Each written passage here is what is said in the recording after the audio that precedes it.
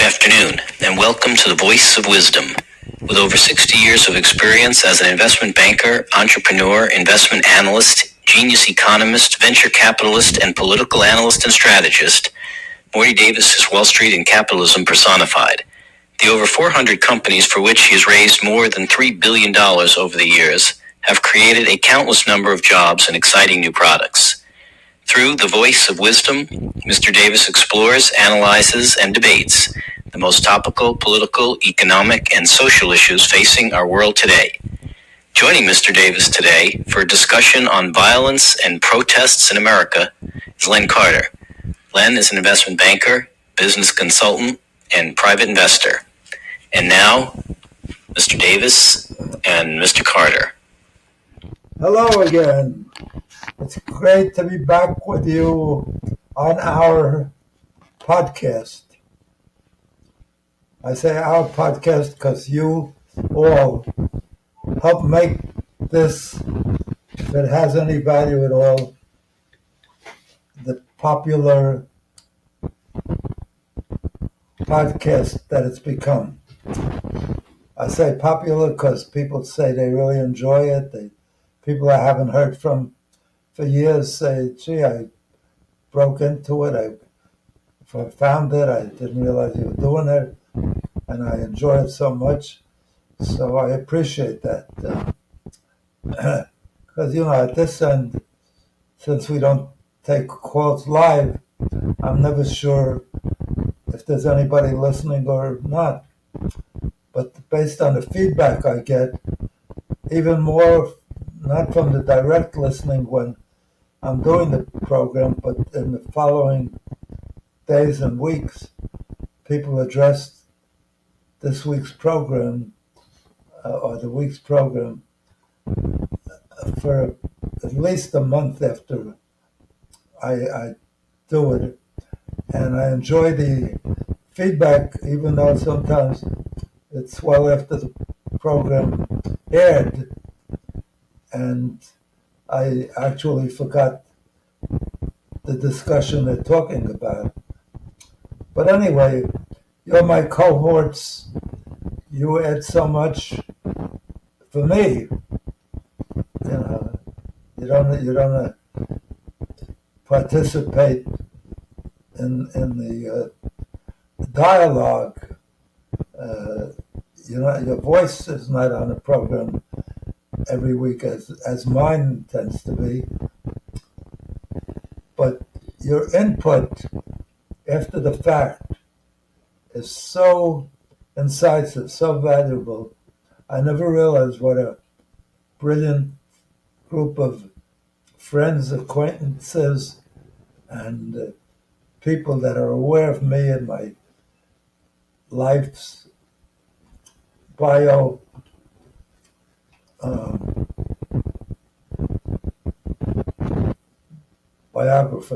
I was wondering if bio stands for biology. My wife's life's biography, and call me based on their knowledge of me and their awareness of whatever reputation I enjoy, for better or worse. And so I want to thank you all for your lively participation. Thank you, thank you, thank you. You add to my education. You really do serve to inform me in ways on these issues that I never thought about before. So before we launch, I want to thank you for your participation and inspiring a lot of the thoughts that are worth hearing, that often come directly from your notes to me, your calls to me. I can't tell you how much I appreciate it and how much I benefit from those calls. So without further ado, as I say every week, we deal with the news of the week, the unraveling of the civics that occurred, the government actions, the political actions, the economic reports, and so forth. So, by virtue of what news is, I keep telling you, and I'm sure you realize that once I say it, news, the ones that make the headlines, either the headlines in your New York Times or New York Post or Washington Post or your media headlines, ABC or NBC or the what do you call it channels, the what do they call the ones you pay for? Cable. The cable channels, yeah. The cable news channels. Overwhelmingly, all the breaking news is always something terrible. Either the best of the news that's the least hurtful, even though it's hurtful, breaking news of somebody's passing away. And that's hurtful, but at least it's not so as hurtful as a bunch of children, young kids, getting shot in a schoolroom by some madman, or which tends to make the front page, or a serial killer that killed many people, like what were the ones in California, that the madman that all these Hollywood stars were involved with him, and the most famous Charles Manson. The Manson case, right? The Charles Manson case. I'm so glad to have Mr. Carey join me, because he fills in all my blanks. He knows history better than anybody I ever knew. Current history, past history. It's amazing. So I'm delighted to have him back today. I'm sure you appreciate him as well as I do, because it's just terrific. So, since it's always going to be depressing, because good news doesn't make the headlines. I mention this often, and it's true. I had some group of young people that came to me with a business plan that was well done, really well done, great projections of earnings and revenues and so forth. And it was based on delivering good news. And as I read the presentation, I was impressed with how well it was done. But then as I got through it, I found it to be less than compelling. It wasn't as exciting as some major tragedy that appears on the front page, some major disaster, some major wrongdoing, some genocide, the more violent, the more negative it is, the more it's likely to get on the front page. The more good it is, it's likely to make the news somewhere, but probably near the back of the newspaper or the latter part of the program, if ever on cable news. So since I'm responsible in this podcast of introducing negative thoughts and depressing ideas that occur during the week, negative events that occurred during the week, which is what we discuss, I have to apologize for the nature of that news, that reporting, that journalism, and introduce some idea that hopefully will, as my book, which appears on the screen in front of you, if you have your screen up. It's called, the book I wrote with my daughter, Happiness Guaranteed or Your Misery Back. And on the bottom of the page, on my screen, the bottom doesn't show, the bottom of the cover, it says, how to be happy no matter what. So, since I'm setting off on a dialogue that's likely to depress you, I want to give you at least one idea from the book and from life that can help you add to your happiness. Not happiness in the sense that we Americans often think of it as happiness, being a high on marijuana, on cocaine, or on Fentanyl, or whatever. You're happy if you have a lot of beers or a lot of alcohol.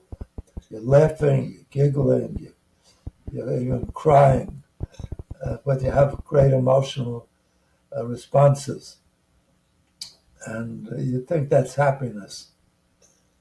But that's just a temporary high. That's not, I'm talking about contentment, joy of being alive, appreciating your existence in this world and the blessings you have, and counting your blessings.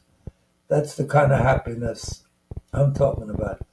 And even our forefathers that wrote the Bill of Rights insisted that we, subsequent generations to them,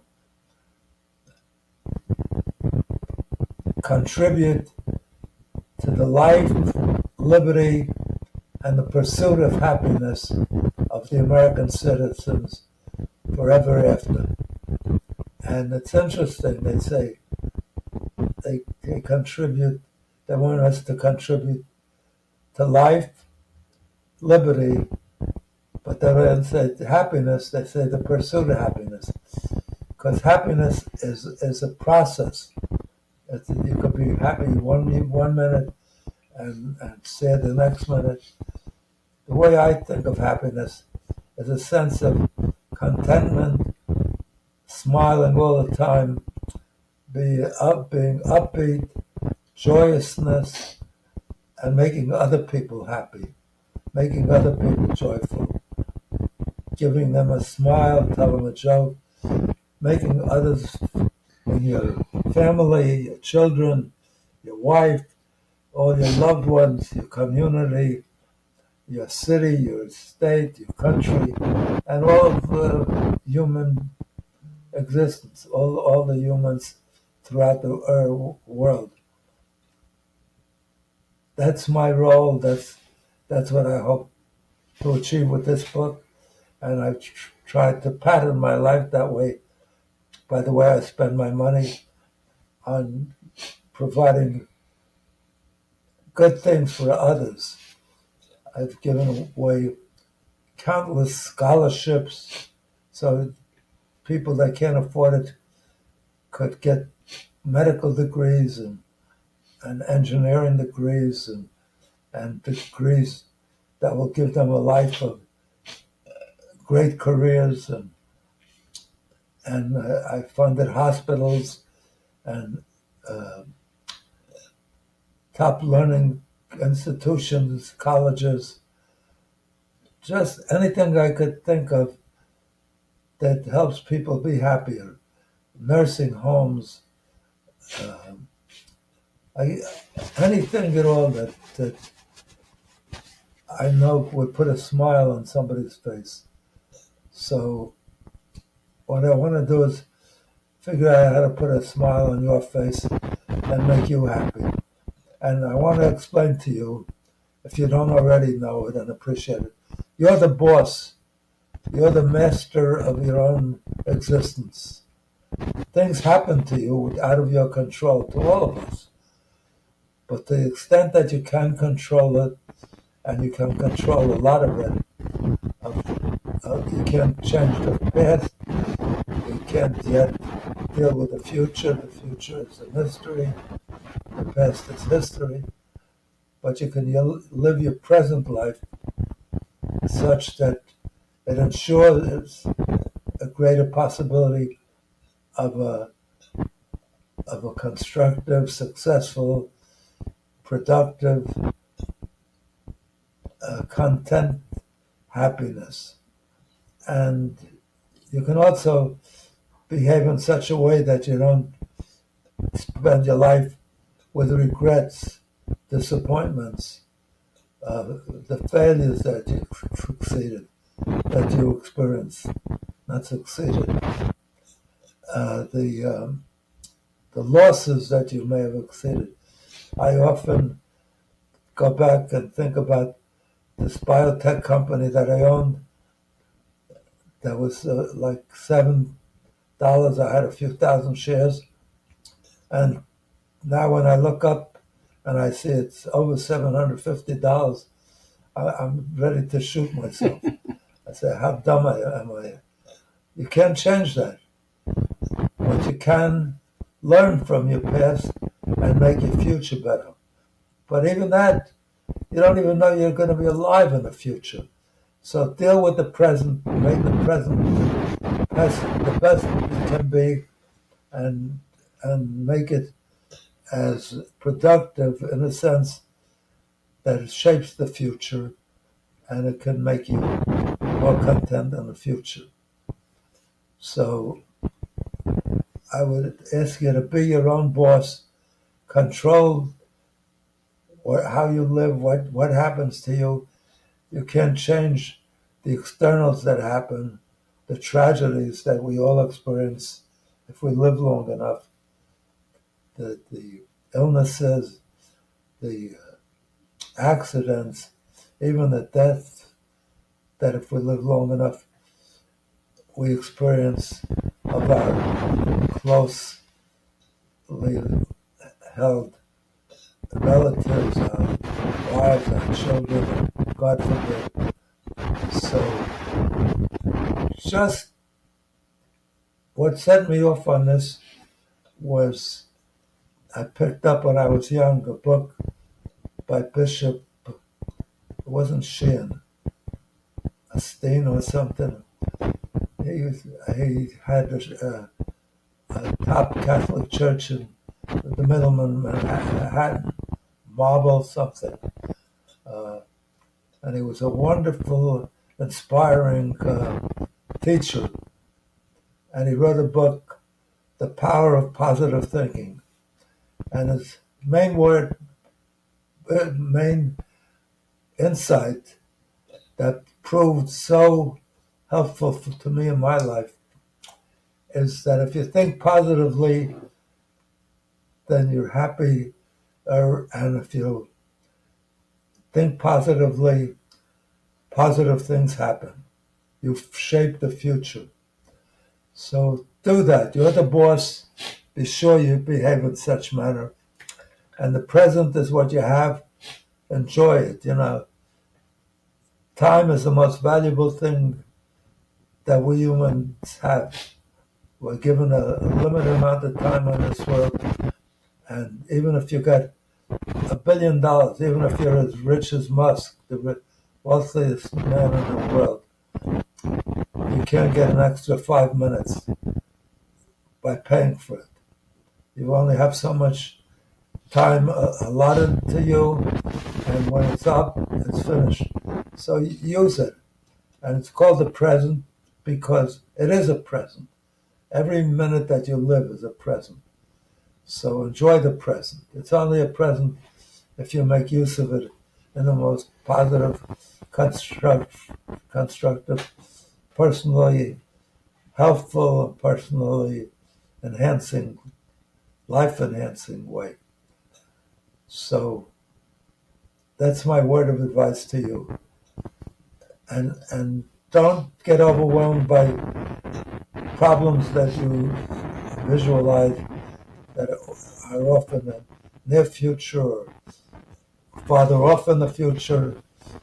I used to get overwhelmed by, not studying for an exam that was crucial to my career, to my life. And then the last minute, the last few days, I was so overwhelmed I was ready to kill myself because I didn't know how I was going to catch up and deal with that. So the minute you have an issue that you have to deal with it right away. And the minute you deal with it, the first step you take, you start to feel better and you're on your way to overcoming that problem. So that's my word of advice for the day to you. The only other thing I would urge you to do that will accelerate your contentment and your so-called happiness in life, not to get marijuana or cocaine, but to think positively, to stop worrying and start living, start enjoying. Smile. When you smile, it's contagious. It's like a light bulb that you put on in a library where all the lights are off, and you're putting it on so you can see, but in the process, it lights it up for all the people in the room. A smile is the same way. A joke that you tell that makes other people laugh, it's contagious. So make the world a happier place. And if you get a copy of this book, Happiness Guaranteed, or Your Misery Back, that'll accelerate your process towards ultimate contentment, what we normally call happiness, ongoing happiness. And I know that because since the book came out, thousands of people have bought it and received it as gifts. And I get notes all the time praising me for writing the book, how much it's benefited them, how much they enjoyed the jokes and the humor. And I feel so blessed that I'm giving to the world all that I could possibly give, everything that I know how to give, to make other people, specifically and most importantly, my wife, my children, all my loved ones, my best friends, all my friends, my community, my city, my country, and all of my fellow men throughout the world. I can't do it. I'm one single person, but I could try to do the best I can. And I wrote this book in an effort to broaden my outreach. And so far, I've offered anybody that buys the book the best deal you could ever get. If you're not thrilled with it, this purchase, if you don't benefit from it and enjoy it and think it was a smart purchase, send me back the purchase slip. I'll send you back not only your purchase price, but double your purchase price. That alone should make you happy. You made a profit, and you can keep the book. And so far, with all those offers out there, thousands of offers, I spread the word. I haven't got one taker. So they feel it's at least worth double their money because they could get double their money back. So run out and get the book right away. And it's 365 pages. You can do one page every day of the year. You don't have to deal with that way. You can read 5 pages or 10 pages. But it's great. It's not a book just to be read. It's a book whose ideas are to be practiced and shared with others. So you can't have a better deal than that. And if you got it as a gift, you don't have to purchase slip. Ask the person that gave it to you if you could get a copy of the purchase slip. Tell them exactly why you're asking. Not to find out how much he paid. Not just gossip, but because you I hope you don't tell him because you want to get the Double what he cash paid back. Right. Will you split it with him? Right. I'll split the profit with you. You see why happened? Then carry on. He knows. He's a businessman. He knows. He's an entrepreneur. He starts businesses. He's a genius. Anyway, get the book. It'll accelerate your happiness. It'll enhance the quality of your life, and it'll help you make not only your environment and your family and those you care about, but the whole world a better place. It's contagious. So go out and it's the best investment. It's not the most expensive or costly gift you can ever give, or product you can acquire, but it's definitely one of the most, if not the most, valuable and priceless purchase you will ever make or gift you will ever give anybody. So without further ado, let's get on with this week's program and start to get you depressed. So Len, you want to start off? Yeah, sure. So contribute your wisdom. Len's a top graduate, has master's degrees in business from the best business school in the United States and maybe in the world. I believe in the world, Harvard Business School. He has a master's degree from Stanford University, arguably the best graduate school for all things techie, and so many of the greatest. It's in the center of Silicon Valley.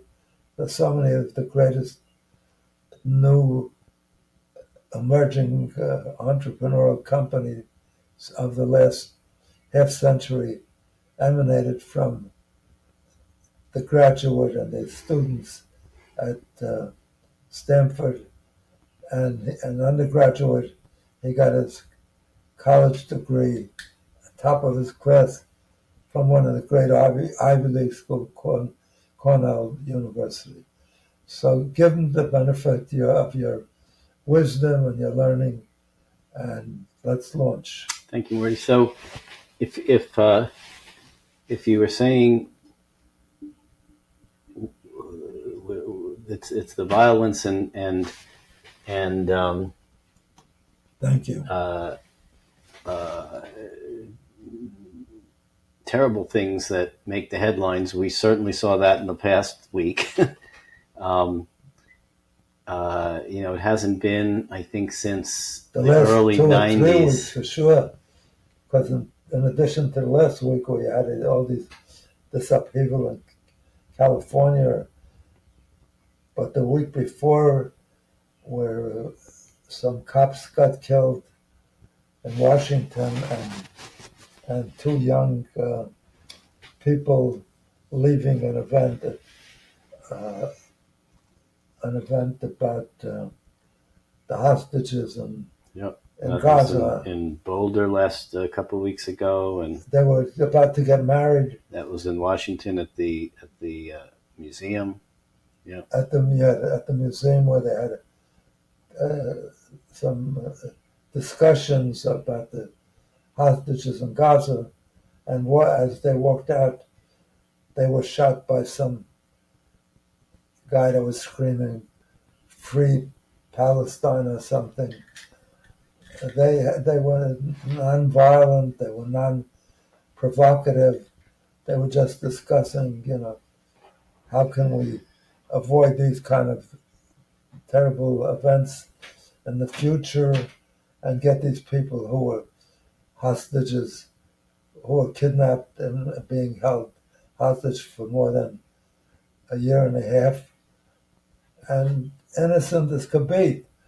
He had purchased a ring for his fiancée, and they were going to go to Jerusalem and celebrate their engagement.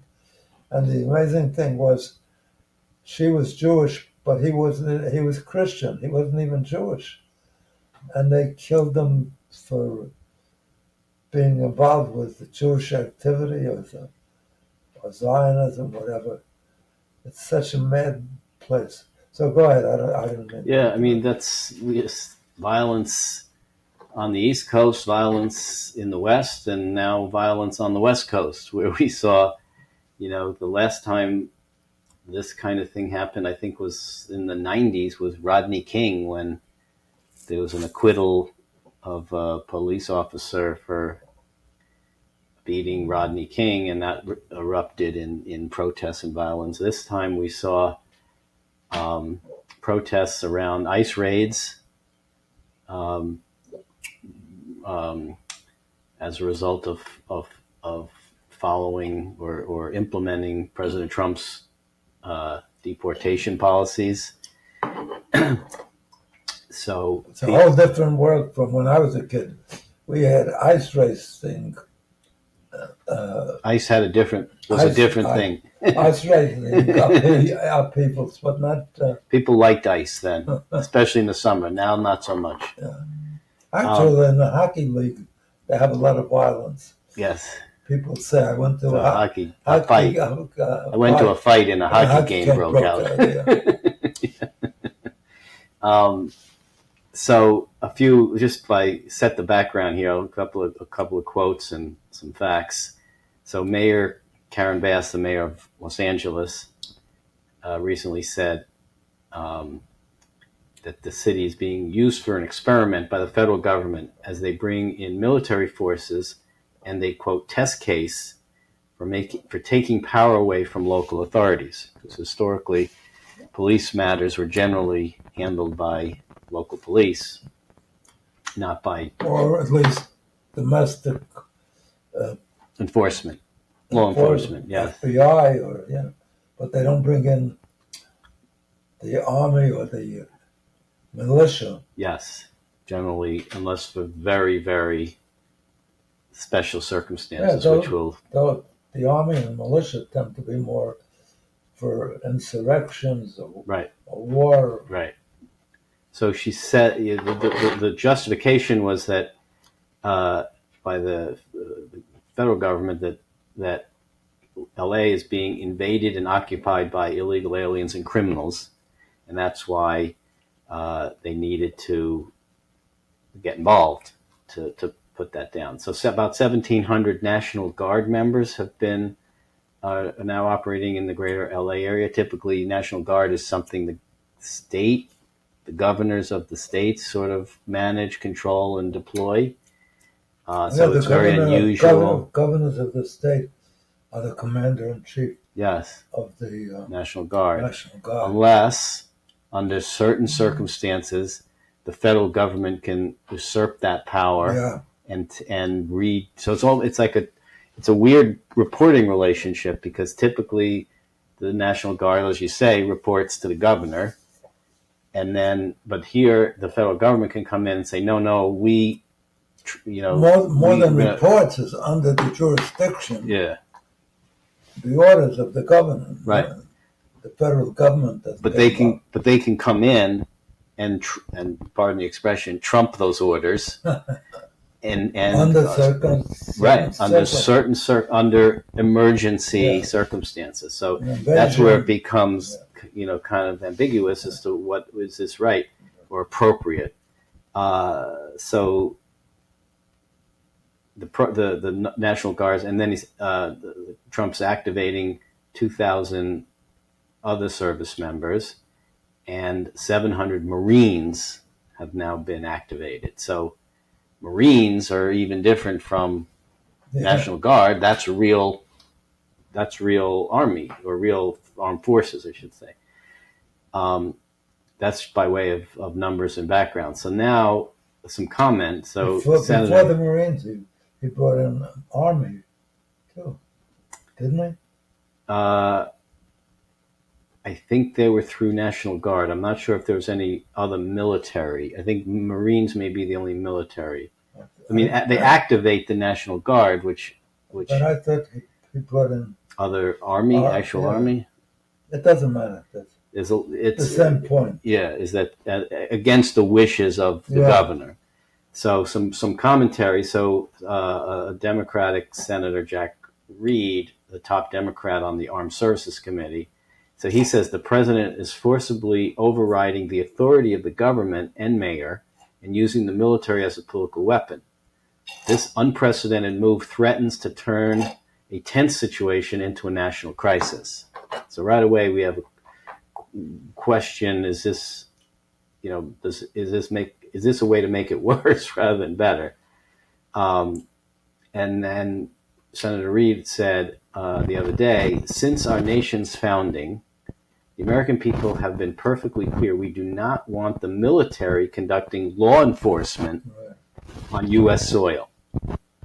So, that's and in fact, we see a stark difference in this administration than the first Trump administration, because when there were protests and riots, you remember in 2020 after George Floyd, the George Floyd incident, and then the emergence of Black Lives Matter movement, Mark Esper, who was Secretary of Defense at the time, he basically convinced Trump not to deploy any sort of federal military, let the states handle it themselves.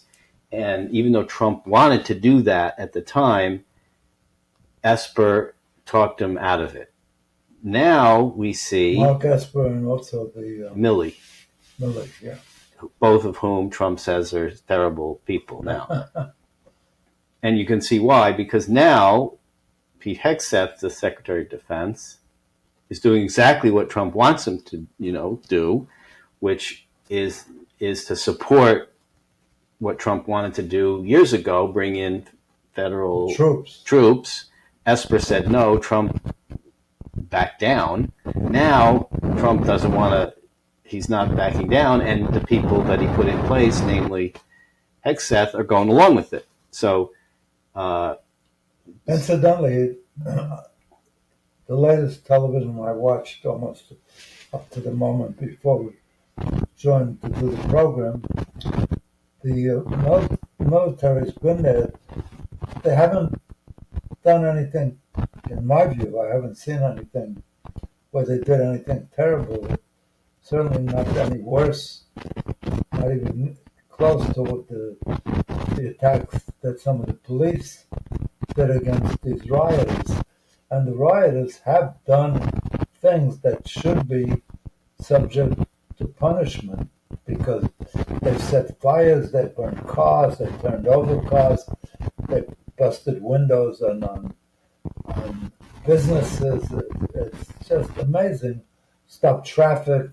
Well, this is always, this is the question: is when should the military be used for law enforcement, if ever? And when should free speech not be accepted? Peaceful. When should protest, right, or freedom of assembly? Yeah, violent protest, because violence produces violence. Yes. I mean, sometimes what critics of the Trump policies bringing in troops say is that not only is that it's escalation. Yeah.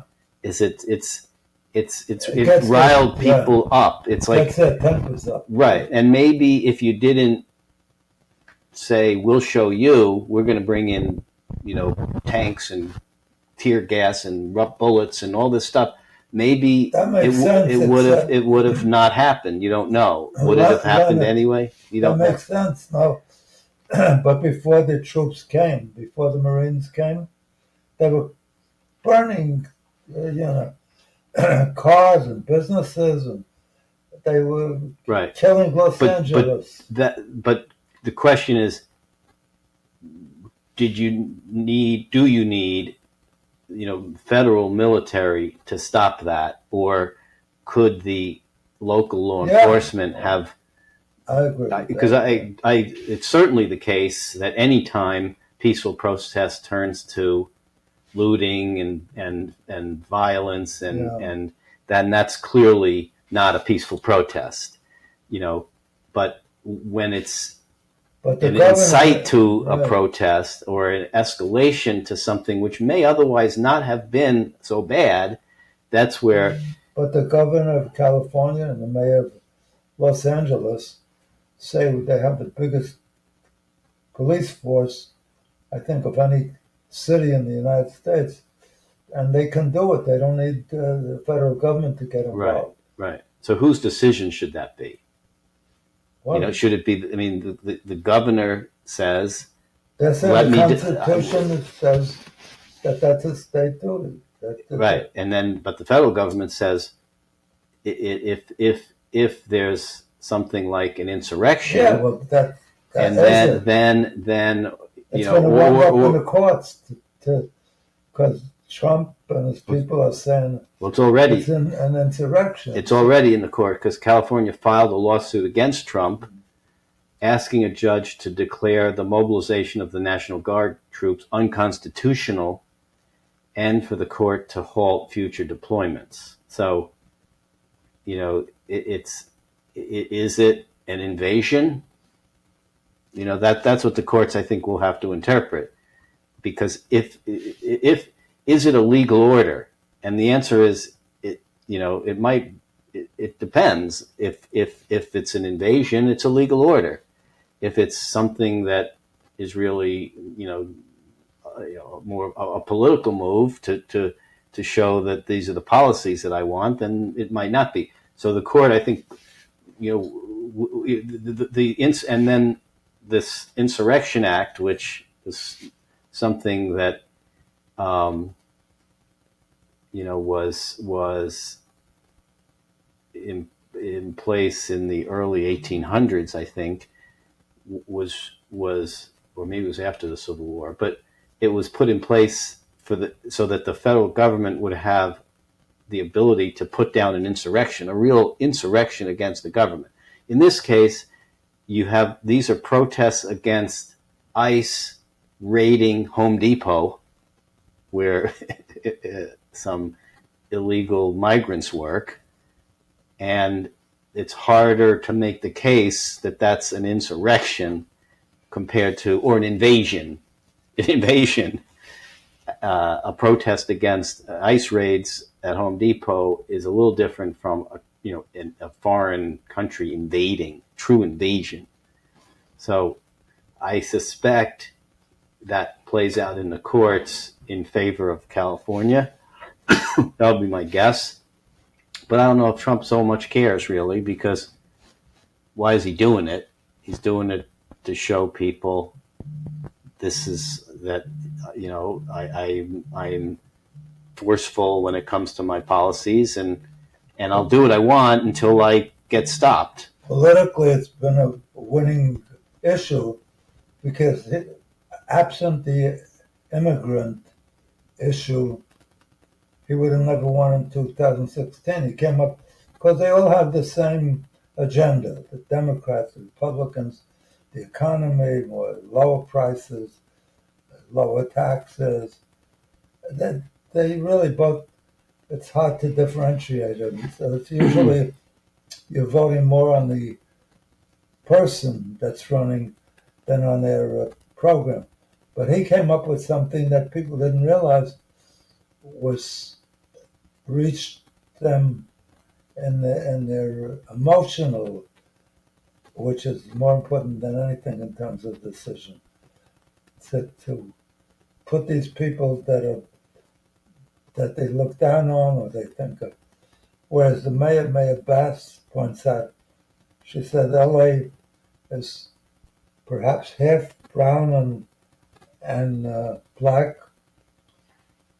and certainly overwhelmingly immigrants, and absent that group and the construction jobs they fill, the agricultural jobs they fill, and the service jobs they fill, like, restaurant employees, numerous, cleaning up things. they couldn't even survive as a functioning city. So she has a point too. They're very critical to the success of parts of our country, of important parts of it. Yeah, I mean, well, and the critics of this type of raid say often agree with the stated goal of removing criminals and Rapists. and bad Yeah. guys. Yeah. It's hard to make the case that people working, at Home Depot are, gang members and criminal. Maybe they are, but, maybe a better first pass through the immigration deportation would be to really focus on the ones who are criminals, which this whole issue in the New York mayoral debate is whether ICE should be allowed in Rikers. And a lot of the candidates, Mayor Adams will let ICE come into Rikers. There was a debate, should ICE be able to come into churches? Should they be able to come into schools?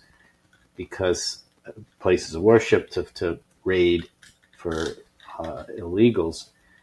Some of the other more progressive candidates say, no, ICE shouldn't be allowed in Rikers. I mean, my feeling on that is that's exactly the place you'd want ICE to go, because if your goal is to get rid of people who are not law abiding, that's where they are.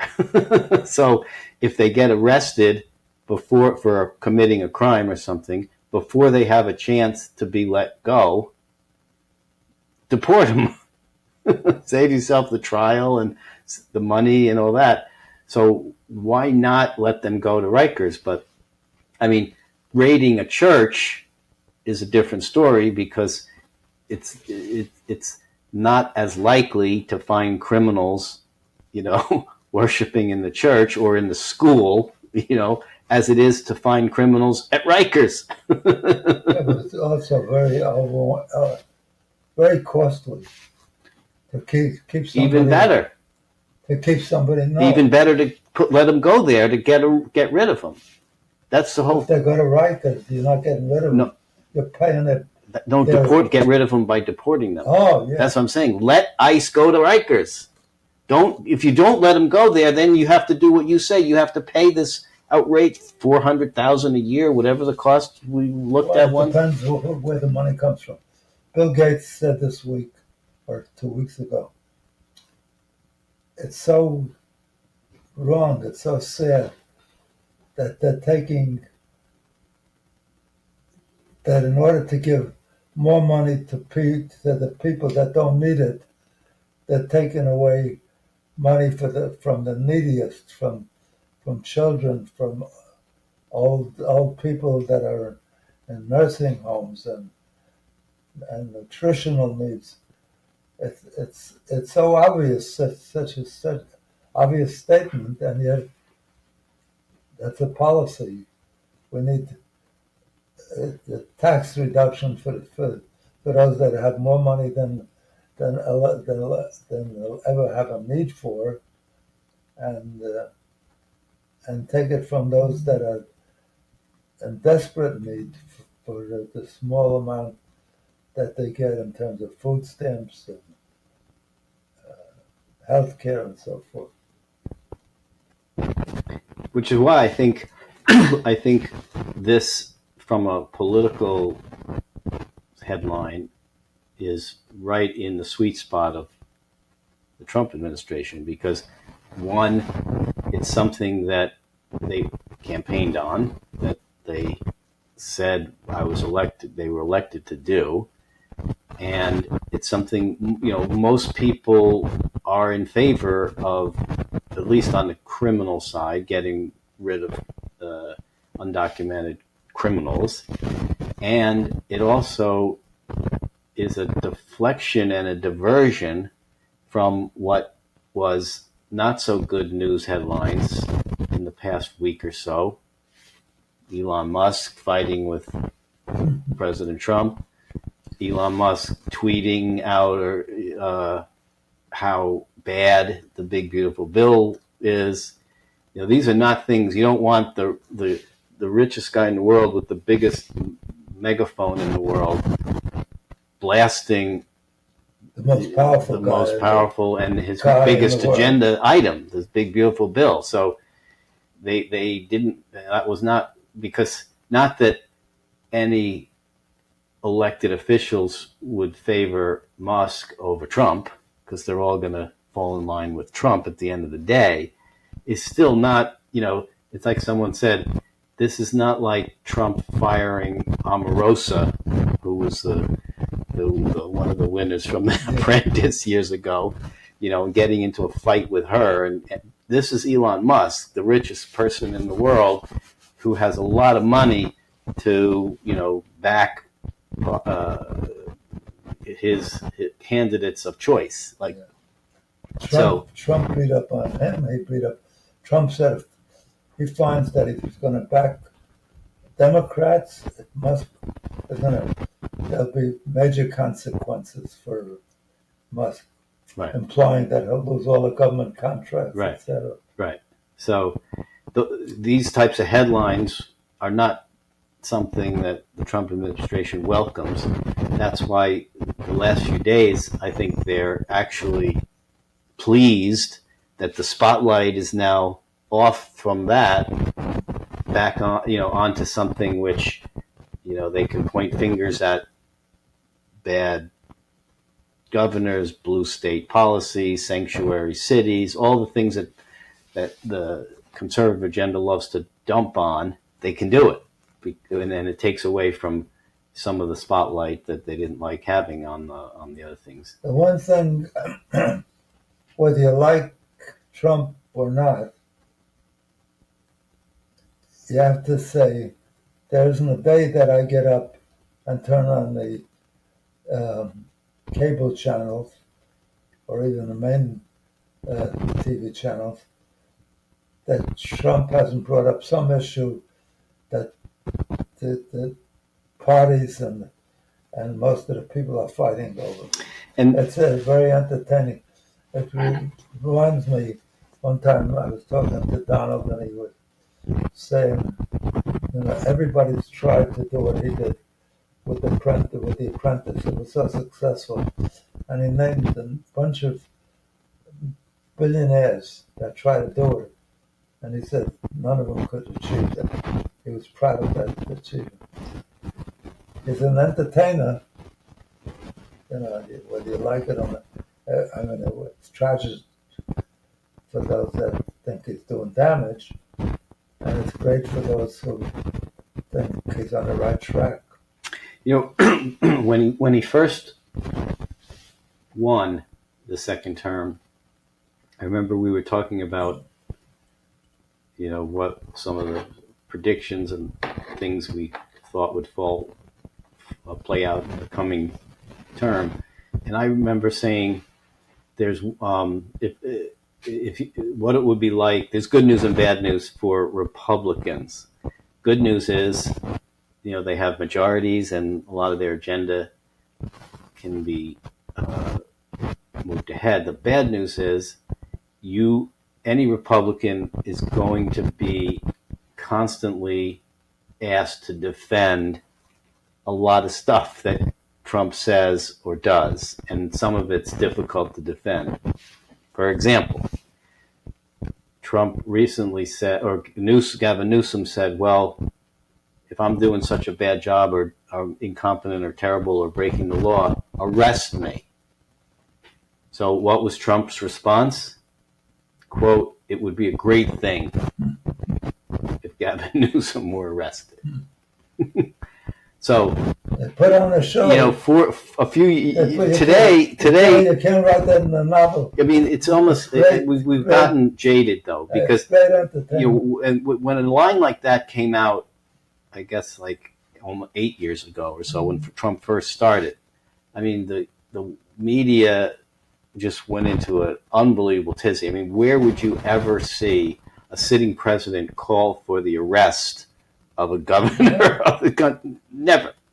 And today he says it, and one of a Republican lawmaker was asked, as many of them are, to comment on that Trump line, or that support of governor being arrested. And it's gotten to the point where most of the time people, when they're asked that, and I've seen many, like Lindsey Graham, they're just like, well, a lot of times Trump says things we don't know what he means, what he does, they just try to deflect it away, because it's nearly impossible to politically or constitutionally, legally or otherwise defend that type of statement when there's absolutely no basis. Even the czar, I forgot his name, of Homeland Security czar. What's his name? Yeah, something like that. Yeah. Said there's no legal basis at this point to arrest the governor of California. But Trump just gets away with saying it, and it's like it makes headlines. It's newsworthy. We're lucky to be riding his good luck, because all the things that we are warned, the nation is warned about, that Trump is doing, that are going to be so disastrous and so devastating. So far, his 92 convictions never turned out to be a problem. He was able to run. His behavior on January 6th and his freeing all the guys, including some of the upheaval by the people that attended that riot, were pardoned, and Trump, I think, said they were just peaceful protests or tourists. Yeah, it sounded like he didn't know the difference between tourists and terrorists. I think he meant terrorists, but they were just tourists. I mean, talk about like a literal definition of insurrection. Trump says the LA rioters or LA protesters, violent or otherwise, are insurrectionists.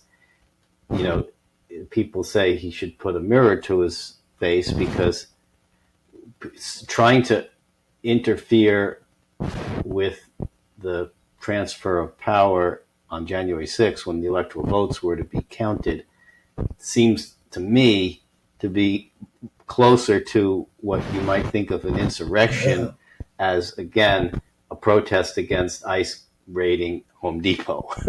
But that's but somehow, whatever he does, like they said, it's going to be wild inflation because of the tariffs. So far, maybe they haven't hit yet.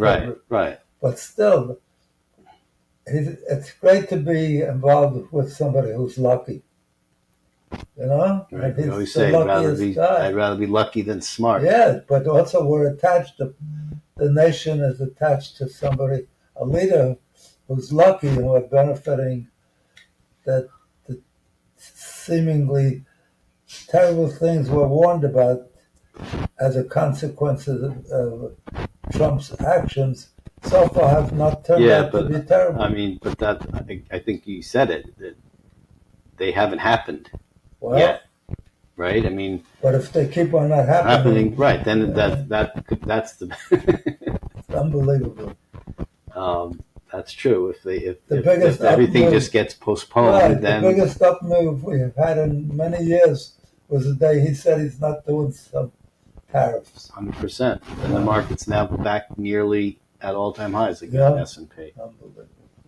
I mean, it's that I'm not so sure is a reflection of reality, because I think things are much more fragile than the market at all-time highs would seem to lead you to believe when it comes to, just a lot of things. There's no Iran deal, there's no Russia deal, there's no China deal, there's all these things. And crypto is It's all-time highs again. All-time highs. Forget about all-time highs. Just the fact that in such a brief period, it went from being a piece of worthless paper, seemingly, to how many trillions? Now is it worth? a worth paper. Now How many it used to trillions? be a worthless piece of paper. Now it's a worthy piece of paper. Yeah. It's still a piece of paper. How much is worth? What? Probably 5 trillion. I think we said that. Yeah. Something like that. Yeah. In the trillions, Yeah. So. And it's right at the high. It's sold off a little bit, but now it's back to Yeah. 110,000. Pretty close. Yep.